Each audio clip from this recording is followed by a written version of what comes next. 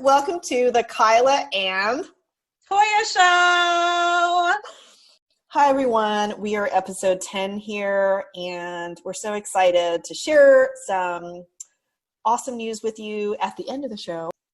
And today we're going to be talking about two things. One, what have we learned about going through our depression? And then the second thing is, what have we learned about going through the process of creating the show, doing the show, editing the show, well, editing mostly Toyah, all Toyah, and all that in the context of, this is our last show, but there's more to come. So Toyah, what are your thoughts on your learnings so far? Oh my goodness. I'm like, where do I start? I'm going to start with depression, and maybe I'll just do one and then so you can talk too, because I could just go on and on. So with depression, one of the things that I was thinking about is things can be complicated and some things are. And one of the things that I learned was how complicated we/I can make things that actually don't need to be complicated. So if I look back to me, I was like in a career that like day one, over 20 years ago, I walked into an office day one and was like, what did I get myself into? I don't know if I want to do this. And stayed for 5 years and then reevaluated. And I'm like, oh, it was just the company. And then like went from like, I love it to like, but we can make it far more complicated than it has to be because we start feeling so stuck. So I felt like, well, what am I going to do anyways? And like, oh, I'm going to have to figure out this. My resume doesn't really make any sense. My job title doesn't even match what I do. And like, I don't even know. And because we don't know, sometimes we put off trying to figure it out. So, or we're pressuring ourselves to figure it out fast. It's almost like this thing, like you feel horrible because you can't figure it out, or you just give up and you don't even try. And I felt like somewhere in there, it's almost like I forgot. I don't want to be doing that. Like I knew I don't want to be doing this for another 5, 10. I didn't even know if I want to do it another 2 years, but you kind of stifle that and forget and then fall into the trap. And the reality was, once I committed to the fact that I'm the one that matters the most and like, I'm not going to go back to my job. Once I had the depression, I was out on leave of absence. It was actually easy. Like, was it super easy to figure out what I was going to do next? No, but it wasn't as hard as I was making it seem that it was. Like I was telling myself it was going to be so hard. And even if it took a while, that's okay. So just kind of the avoidance of it. So I think that was one of the things that I've kind of taken with me is that like, it's not that hard. You're going to figure it out. And the reality is sometimes we forget. It's like, I've quit a job before without knowing what I was going to do next. I've taken my bonus check and like pieced out and I figured something out. And so, when you're duly motivated, then you figure it out. And so that would be one of the lessons. Why don't you tell me one of yours? Oh, I love that. Yeah. I mean, that totally resonates with me on so many levels. I love the avoidance piece and, understanding that. I know in the show we've talked about avoidance, survival, and growth. I think to add on to what you're saying about, it doesn't have to be this thing of being difficult or complex or, it is everything. Every opportunity in our lives is what we make of it, right? As you were talking, I was thinking about, for me, like, this is hard to say, but I think at some level, I chose depression. So, how you're saying, right? Like we make things more complicated than they are in our minds.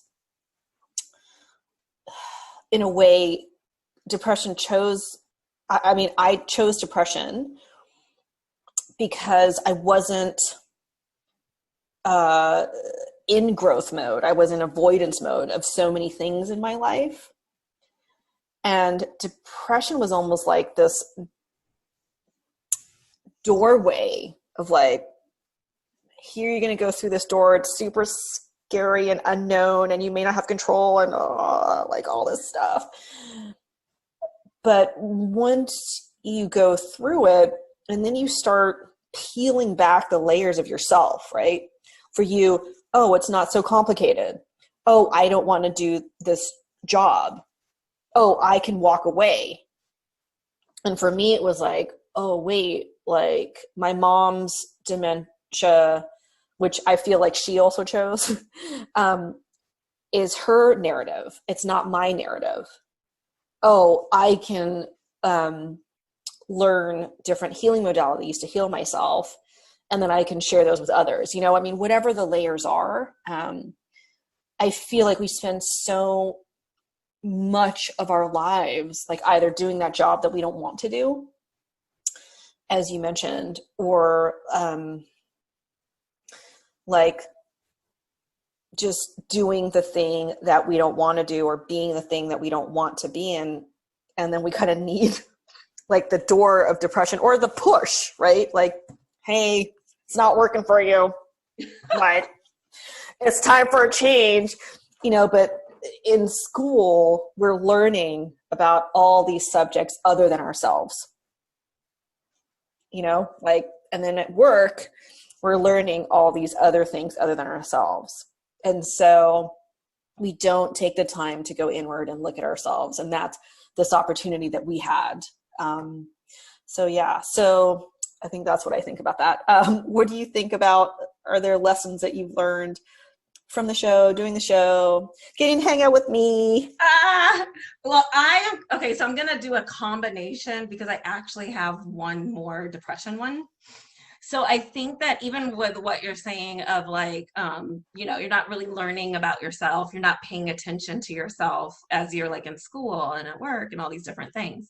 And I feel that like one of the other depression lessons has been about checking in with myself. So we're so used to ignoring how we really feel, not even paying attention to it, either like, you know, or it's almost like it's not even there because we're so busy just forging ahead and just doing whatever. And I feel like coming out of depression, I was so in tune with how it felt to be in a depression and how different that felt. For me, it felt completely different from my normal self. And it wasn't like I felt so like my normal self immediately before the depression. And it's not like I know exactly what day the depression started. I just know the day I was diagnosed. But I know what it felt like when I didn't feel it anymore. And so being in tune with like, this is how I feel when it's happening. Now I'm super in tune when I feel like it's happening again, but not on the big scale of like I'm in it, but just like I kind of feel it. I feel a little something of it. I'm like quick to like really pay attention. Now, oh, something's a little off today. My brain doesn't feel. I feel a little bit in a fog. I feel like I'm really quick to be on it and then decide I need to take a break, take something off my plate. And sometimes the reality is we have responsibilities. And so depending on what's going on, you decide, does this mean I shut everything down for the day, cancel, clear my schedule? It usually doesn't get to that point. I rarely feel like I need to shut everything down. But that's because I pay attention and I don't let it get that far. So I'm constantly like adjusting. So that was my like checking in with myself, which I'll tie to lessons from the show Working With You, which I probably have a couple.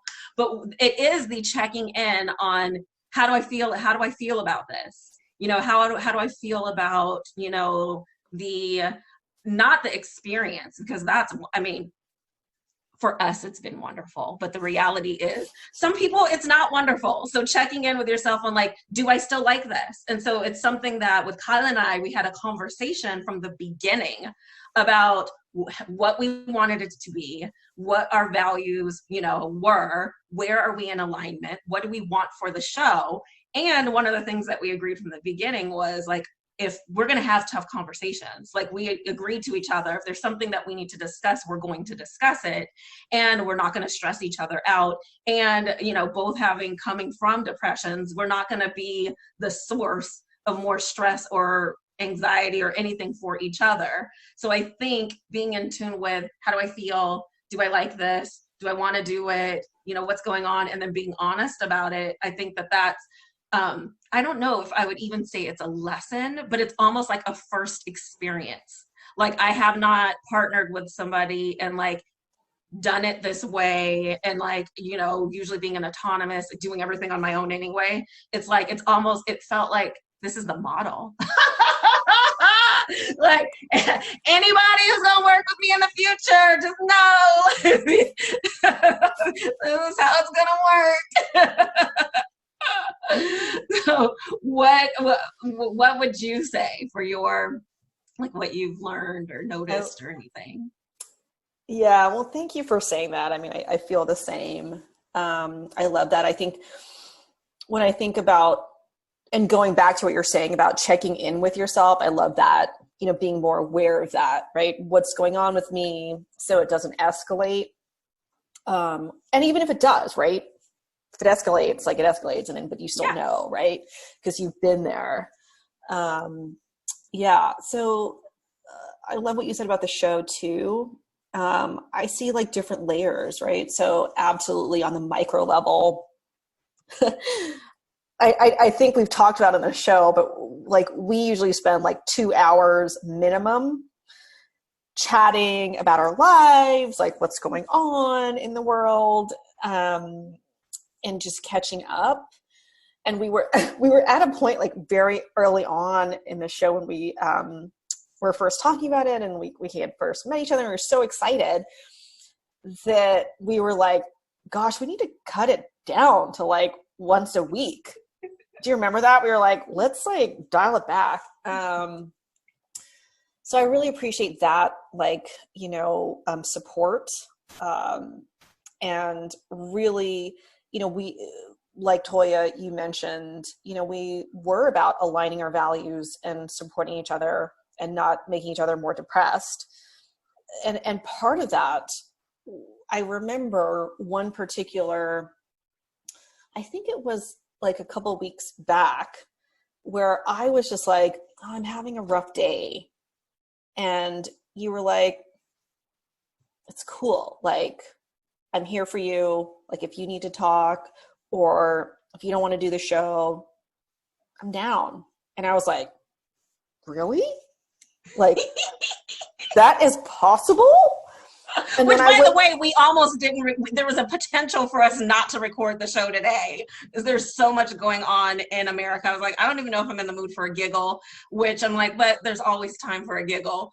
But there, Kyla was like, we don't have to do it today, you know. So having that agreement with each other, that understanding. But yes, continue. Sorry. Yeah, no worries. Yeah, no, I love that. And I just was like, that's possible. And then, you know, so that's the backstage, right? I would say that's the backstage of our show.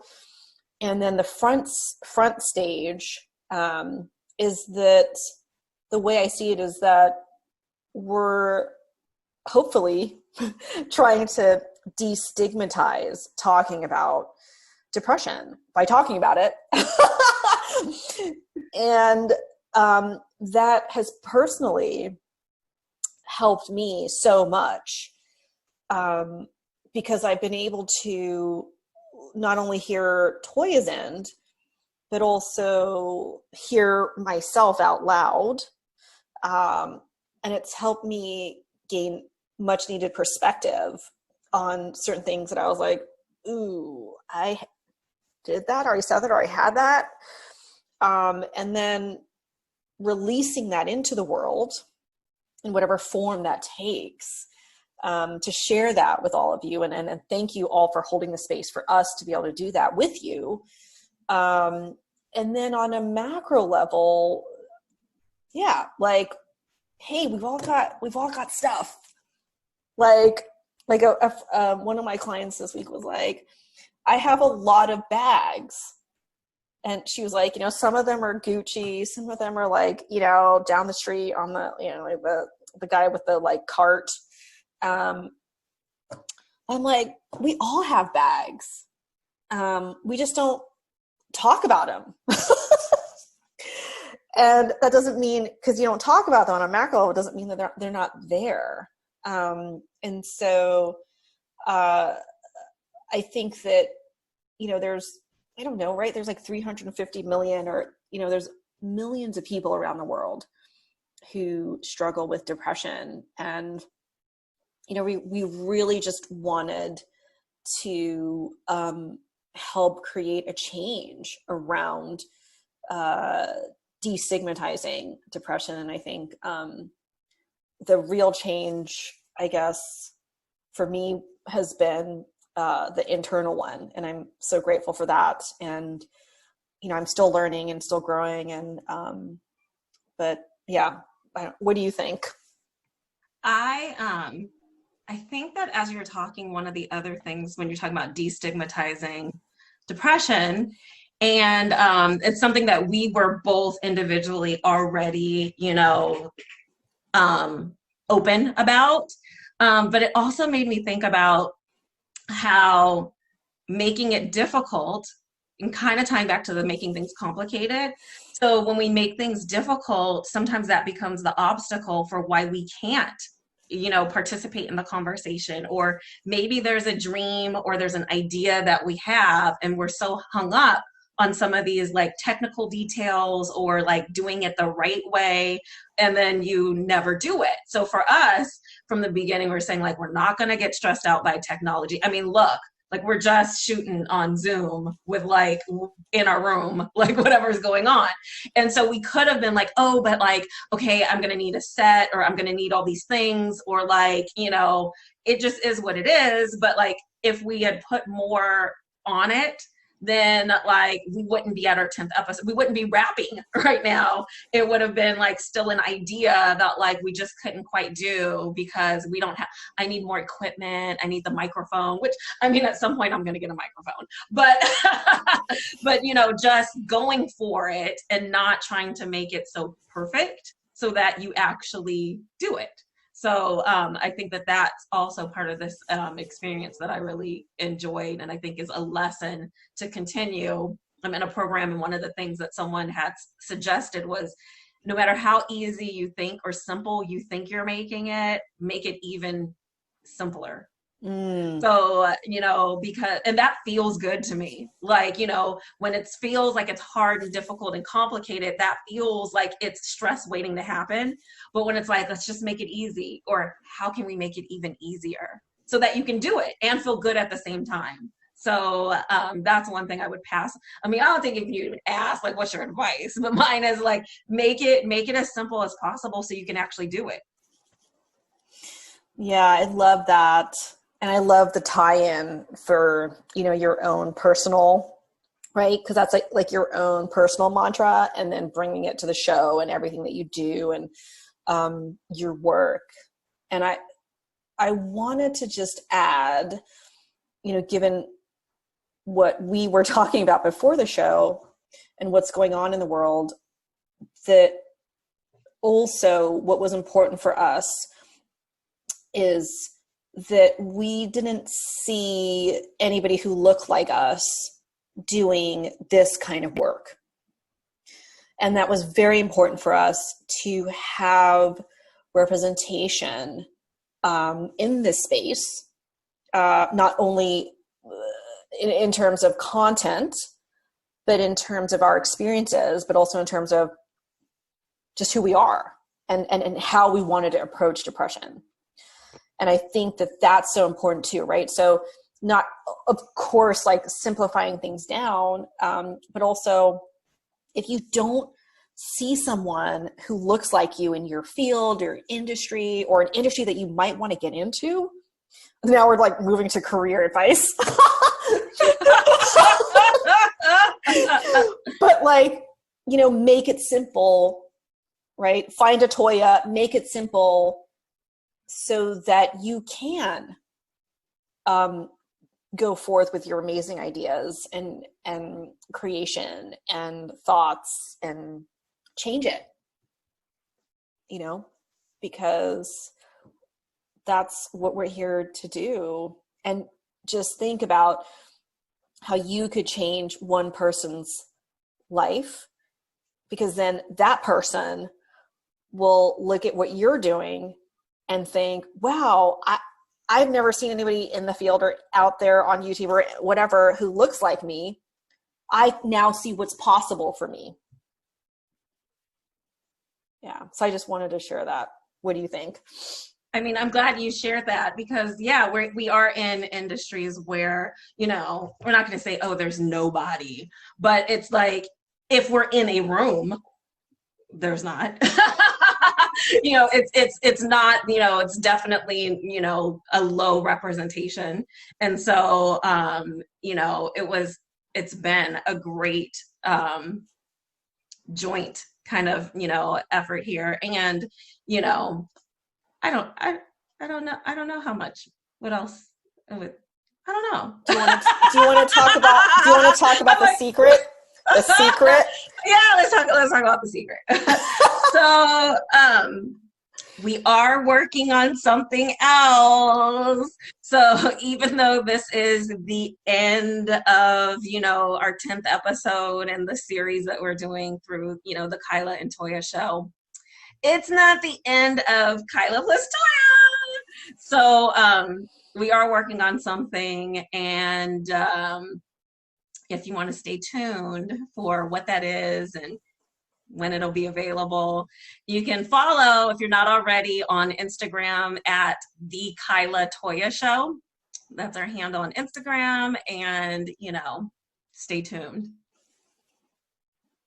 And thank you so much, everybody, for being with us on this journey. It's been incredible, and we're so grateful for you for being with us. And our next offering, you know, we're both very excited about it. And just imagine us spending 2-3 hours together laughing, not stressing each other out.